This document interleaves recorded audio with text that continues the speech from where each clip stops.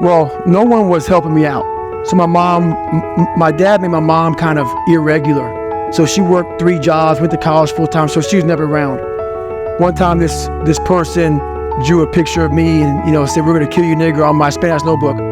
And I took it to my principal. And my principal said, "They spelled nigger Niger."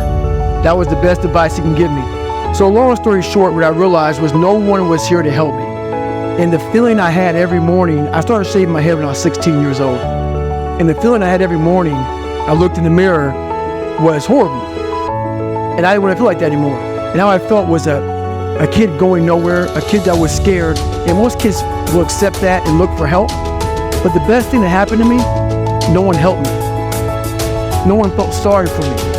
No one looked at me and said, like this day and age, they'll take you in and they'll tell everybody, stop picking on this person.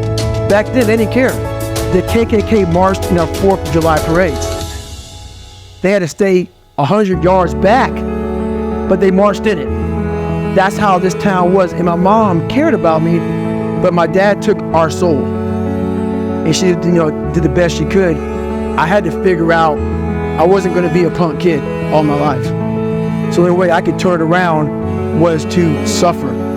I had to build calluses in my brain the same way I built calluses on my hands. So I broke the Guinness Book of World Records for pull-ups a long time ago, but I failed at it twice.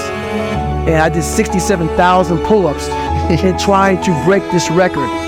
So to do 4,030 pull-ups, I had to do 67,000 for training for that. Wow.